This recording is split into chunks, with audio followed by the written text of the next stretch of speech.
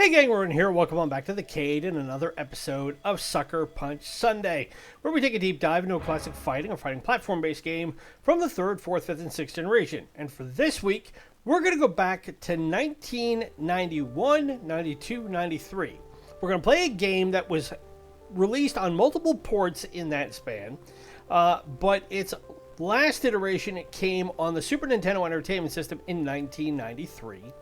And it's a game that I didn't know very much of anything about before I decided we were going to try it out this week. But it's a game that had multiple developers, multiple publishers, and it's one of the first games that springs to mind when I look up the history on this, that was in part produced by a little known company at the time that would have a big impact on gaming in the latter 20th and into the 21st century, a company called Ubisoft. We are going to play The First Samurai. Now, this game was developed by Vivid Image, and it was released on the Amiga, the Atari ST, the Commodore 64, MS-DOS systems for the day, and then the Super Nintendo. And then in 2011, it was reissued on iOS systems, but that doesn't bear too much into this game. Now, of the variations of this game that came out, the Super Nintendo, based on the research I have, is actually the lowest ranked. But because it falls into the purview of the consoles that we review on this channel, what better way to give it a try and check out a fighting platform-based game that, again, because my knowledge of the Super Nintendo is so limited, I figure why not? Let's give it a whirl. So we get this prologue here, and the basic plot of the game is that you are known as the original samurai in the history of feudal Japan, and what you have to do is you have to fight your way through a myriad of levels and dungeons and take on enemies of all sorts to fight bosses and establish the samurai hierarchy for generations to come in Japan. So it follows a not too unfamiliar story in Japanese history and mythology. I would imagine that this goes in considerable directions over what has actually happened if you know your history in any regard. But it's also one that, fits right into that purview of a classic 90s fighting platform game, as we will hope to explain and illustrate over the course of the next 25 minutes or so. But this prologue does take a considerable amount of time to get through. I will say that.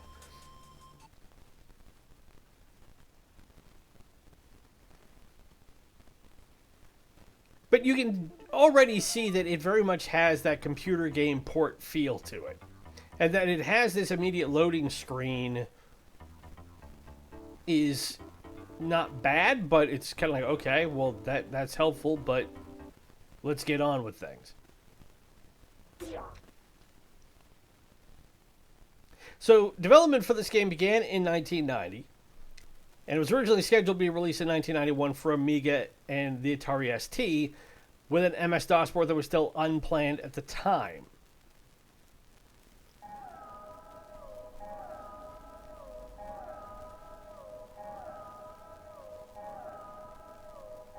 And there we are, our first samurai, and then our sword will show up out of nowhere.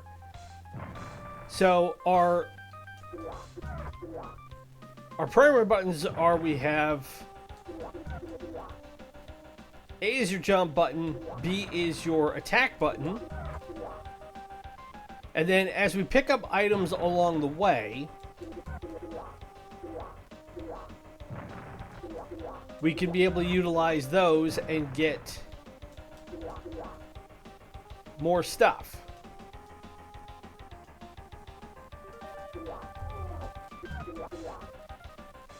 So that was a warp activated to a blue pot.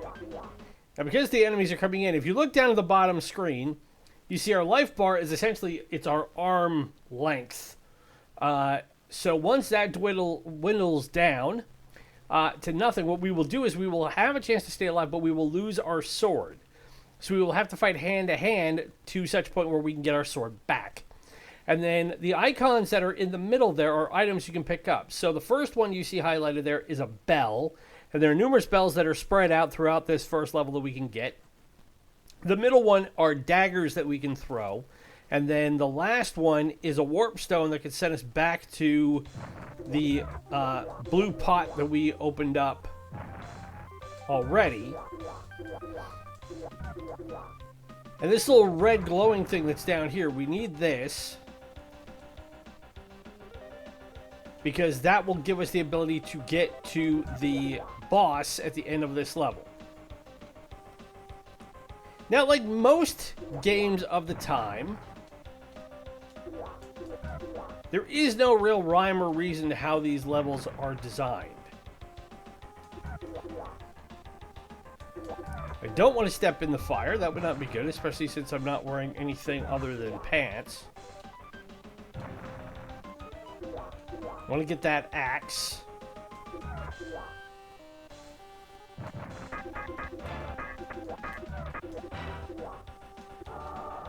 So we take that guy out and we get some treasure. And yes, you did hear the Hallelujah chorus get sounded off.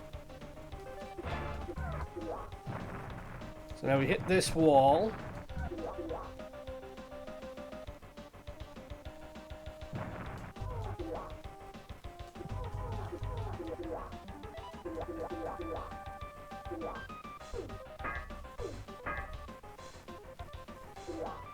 As we jump, we can actually grab onto these. They're basically tree trunks.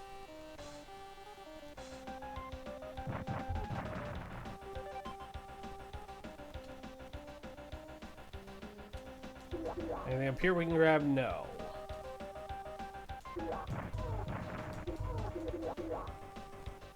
I want to hit this.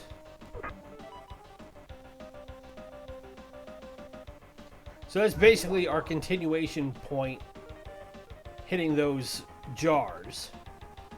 Get some more food.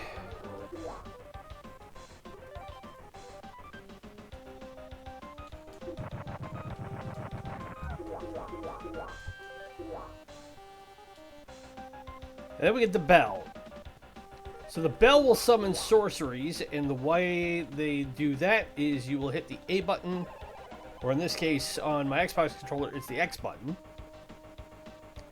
And then this bell will go off, and we will now see a torrential downpour. And that will put the fire out.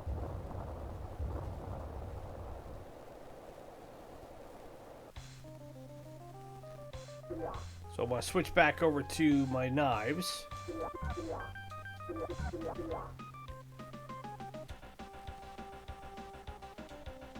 And I want to go grab... Whoop! I want to grab that icon that's up there. I'll give this samurai his due. He can jump like a kangaroo.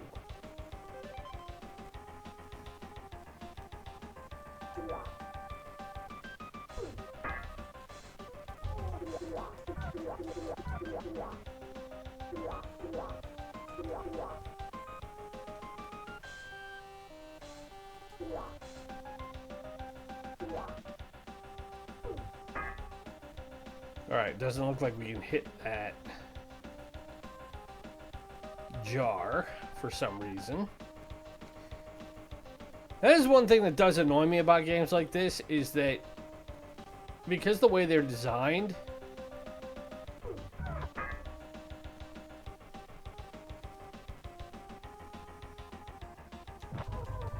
it can make the controls rather annoying at times. Oh, we got spitters.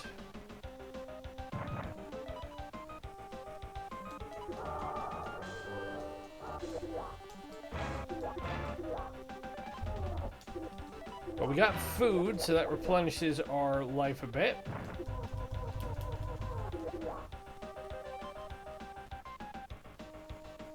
Go over this way.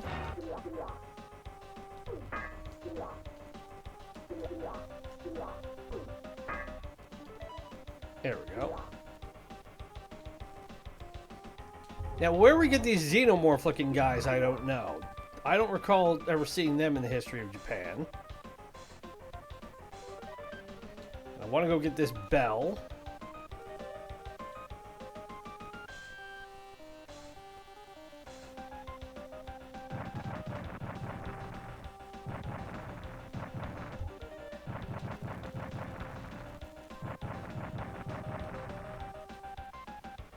And then I want to be able to ring it over here.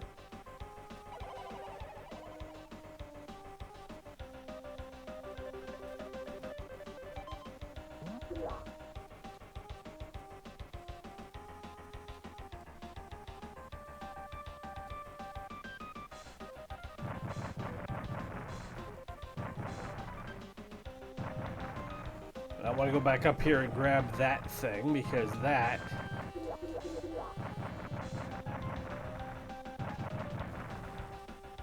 will follow me around and hit stuff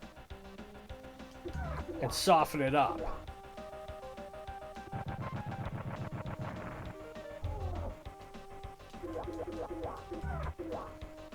And then I want to call out the bell again for another sorcery, and this will take care of the fire here, although it doesn't rain it out.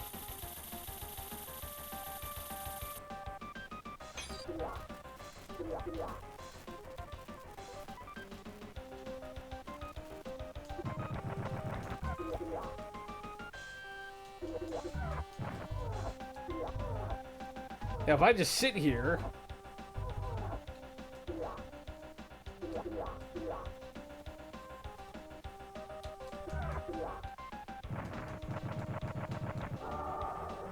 there, get myself some food.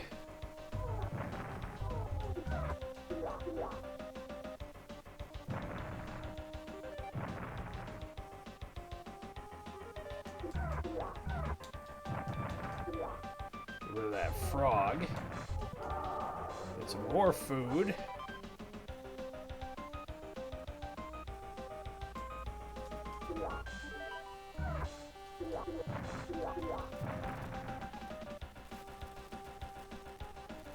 I suppose we could go down that way if we want to, but instead, we're going to go this way, which will lead us to the boss. And the boss in this level are two big dragons that we got to hit them in the head.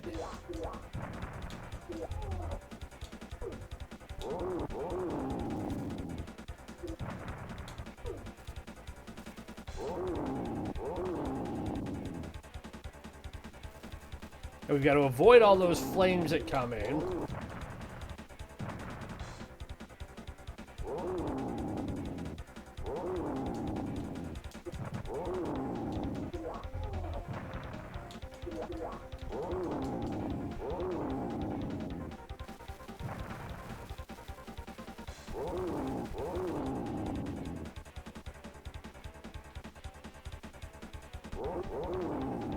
And hopefully this will, whoop.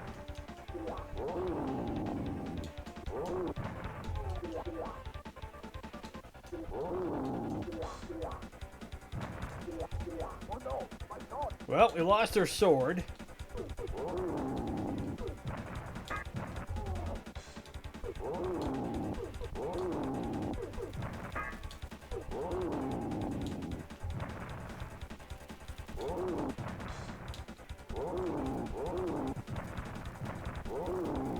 And we're almost dead. And we have died. Well, fortunately, we come back here. But this leads to probably what is the most frustrating part of this game that I've uncovered so far in my testing of it. That the bosses are disproportionately more difficult than they should be. Like, if I have to just sit there and whack these guys in the head and avoid the flames, then okay, I get that. But even so, we're like, this is getting a bit ridiculous here. So when this game was released, like I said, the reviews for the Amiga version as well as the Atari ST version were extremely positive. Computer and Video Games magazine gave the Amiga version a 92%. They gave Zap64, and I said that because it's got multiple Z's in it, gave it a 97%. Amiga Joker, 82%. Games Master, 90%. ST Review gave the Atari ST port a 5 out of 5, but GameZone gave the SNES version just a 61 out of 100.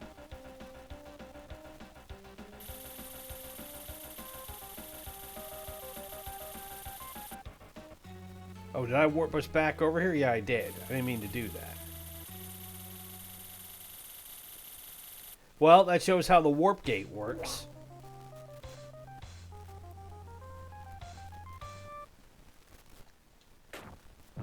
So now we get these guys again.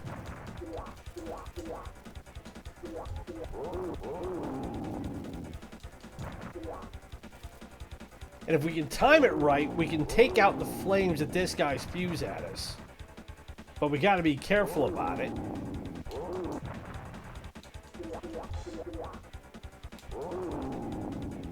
And in the meantime, we also got to worry about the slow stuff that guy, the red dragon, spits out at us. Because we're almost already half dead.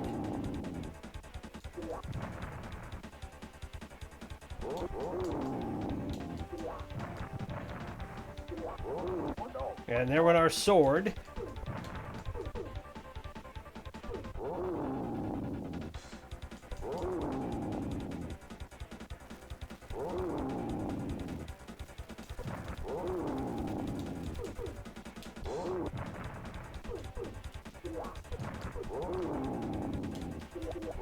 And we can kick as well using the Y button.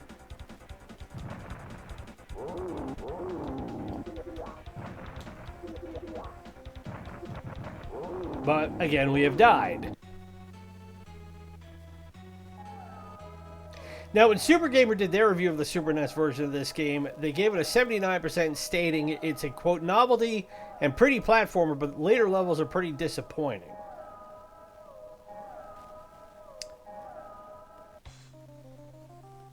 And other reviews said that this game borrowed heavily from other titles like Strider, The Legend of Cage, and Shadow Dancer,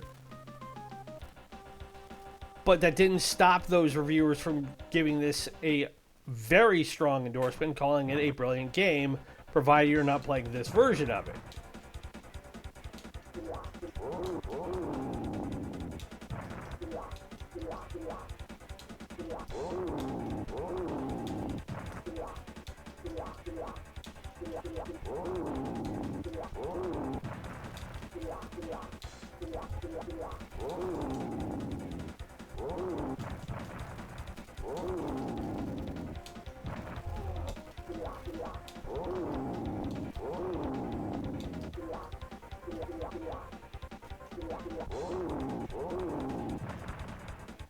We lost our sword again. And it's the pattern recognition of figuring out where and how you gotta dodge.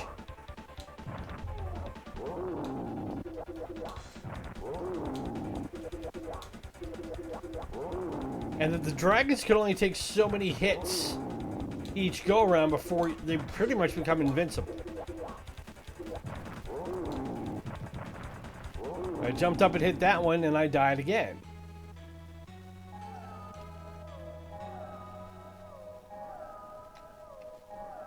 Now, I'd like to think there's a way of getting through this first level. Because, like most games at the time, there's no adjustable difficulty for a game like this. It's what it is. You play it as it comes out of the tin. So with the sword, your punch and kick attack are the same.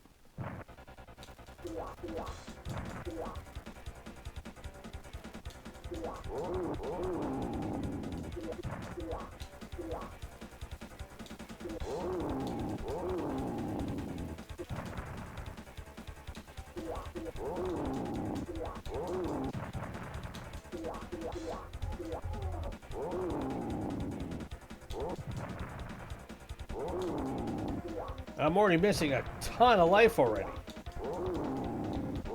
So I can't touch the dragon heads while I'm trying to attack them.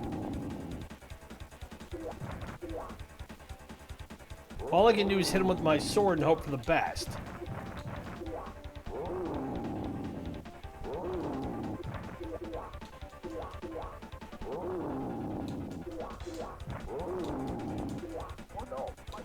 And there goes my sword again.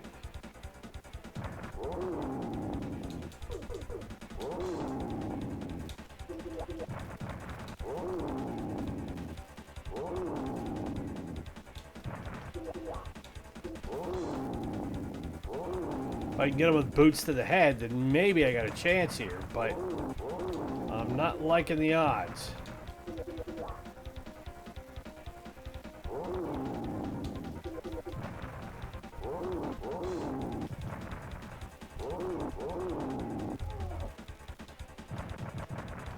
Yep, I got myself put into a corner. Yeah, I think if this was a game they made today, they would make this first fight a lot easier.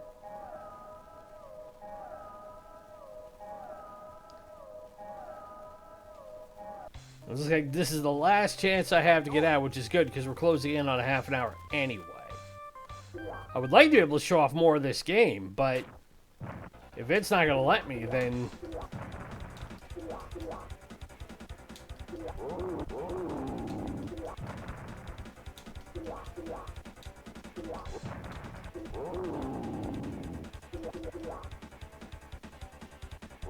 Alright, come here, Blue. The hitbox for these things is not great either. So it looks like I can get 3 hits in.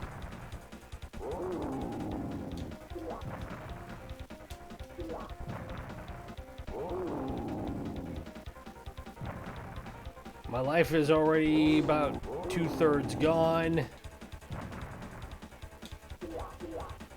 I can't reach him from way up there.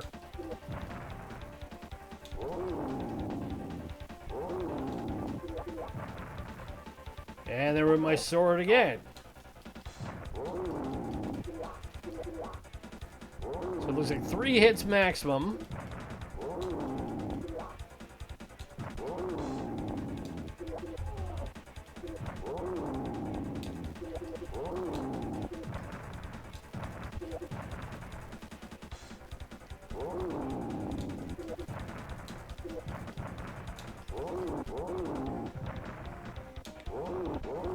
I'm going to spin around.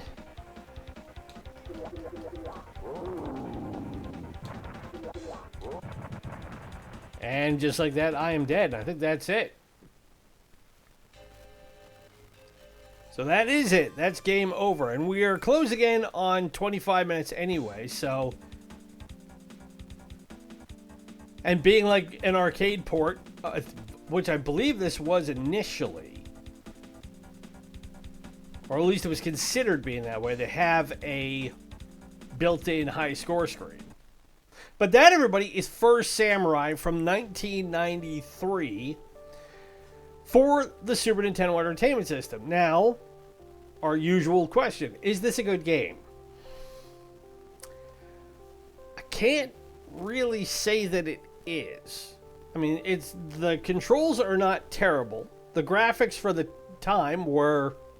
on par, but what lets it down is that the first boss battle, the degree of difficulty is way too high on it.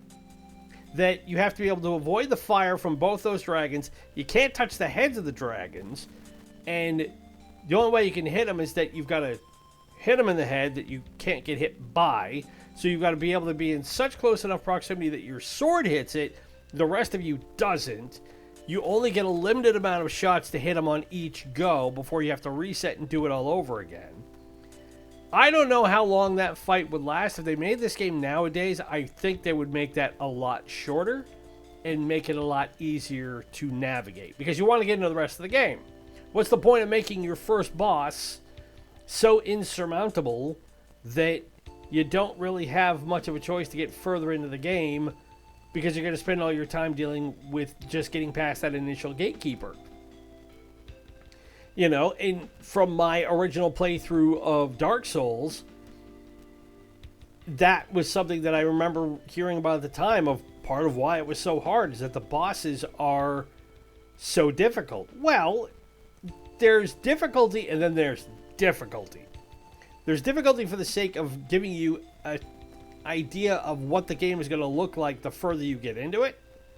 And then there's just here's something that, unless you are really, really good at this game, you're going to be pulling your hair out just trying to figure out how to get through it. And if that's a harbinger of how the rest of the game goes, then that doesn't speak well of how it was designed, and it doesn't speak well of what the developers were thinking when they put it together. Because you want to be able to get it where it allows you as the player to get pulled in a little bit more. Yes, you want a challenge. You don't want it to always be so simplistic that it's 3 swings and it's over. Where's the fun in that? But if you swing it too far the other way and make it exponentially more difficult than it needs to be, then what gives a gamer any more incentive to go through the game? Because it's just going to be more of the same hurt. As it is, the level design to get there wasn't awful. I'd love to be able to show you more of what the game is about, but that was as far as we got. Is this a game they could make today? I don't see why not. Like I said, there was a port that was done in 2011 for iOS. I don't know how well that was received or not. There was going to be a revival of this game back in 1998 for the Nintendo 64, but it was canceled after it hit the early planning stages and was never updated. In a 3D environment, I could see where a game like this could be interesting. I mean, look no further than Ghost of Tsushima, Rise of the Ronin, Neo, even going back to the 6th generation with games like Ninja Gaiden, Sekiro, obviously, stuff like that. You could do a 3D platform game that wouldn't be out of sync with what is happening nowadays and have the similar story idea that is involved in this game. Would it sell very well? I genuinely don't know. I mean, I remember when Rise of the Ronin was released earlier in the year, everybody was looking forward to it, and then immediately it was like such a letdown because it wasn't Neo, it wasn't Ghost of Tsushima, and you know, it kind of had a bit going for it. But since then, I've heard mixed things about how Rise of the Ronin is actually not as bad as the initial reviews led us to believe, which seems to be par for the course now. If a game is not amazing right out the gate, then it's immediately panned online by the most venomous subset of players, and critics tend to look down on it as, well, it's not what I wanted, so it sucks. Which is a shame. We need to get better at that. We need to rethink our approach to those sorts of things, because the video game industry as a whole is suffering drastically because of how toxic the reviews and how gamers are so quick to just demonize anything that isn't what they see as their ideal version of a game. That, you know, unless that changes, then developers are in a zero-sum situation, because they're going to keep making stuff that to everybody else on the periphery seems like a perfectly interesting idea or a concept of a game. But then you have the people who just want to be able to go online and, for lack of a better term, bitch and moan about everything, dragging it down for the rest of us. So, but I'll get off my soapbox there. That, everybody, is Suckerpunch Sunday for this week. Is this a game I think you should try? I mean, it can't hurt. I wouldn't put it on the top of my list for games that I would recommend to people, but that's why we play these games. There's stuff that many people don't necessarily know about, including myself. Gives us a chance to do a bit of an exploration into it, see what works and what didn't. It's what we did yesterday with Sports Saturday, where we brought you Brian Lara Cricket. Hope you guys tuned in for that. That was way out of what I'm used to. Talk about a game that was stranger in a strange land. Like I said at the time, I don't know the first thing about cricket. Not that I think down on it. I'm an American. Cricket's not a major sport here. It is the rest of the world, not here. But also be sure to tune in to our ongoing playthrough of Super Robot Wars Alpha Gaiden. That will pick up again tomorrow. We have new episodes Monday and Wednesday. And I will tell you right now, I also picked up for my PlayStation 3 emulator, I picked up some new Super Robot Wars games for that. Oh my god, they're so pretty. They're complicated because they're all in Japanese, so I can't figure out top from bottom in it most of the time, but visually, they're staggeringly impressive. Be sure to follow us on social media through Instagram at Ronan's Retrocade, both on Instagram and Threads, and watch this space. We are going to be putting together a new social media portal on Blue Sky. Now that has grown in popularity and stability, we're looking for ways that we can continue to reach out to people and get information about what's going on the channel. So watch this space when we get that up and running. It's still in the formative stages as we speak, but we'll likely get that up and running. If not before the end of the month, we'll likely have it starting up in December once I'm done with my project that I said I've been working on for most of this month, because I do need to get back to that. In the meantime, my name is Ronan. It's been great to spend this Suckerpunch Sunday with you. Be safe, be well, happy gaming, and we will talk to you tomorrow as we jump back into Super Robot Wars Alpha Gaiden. Bye.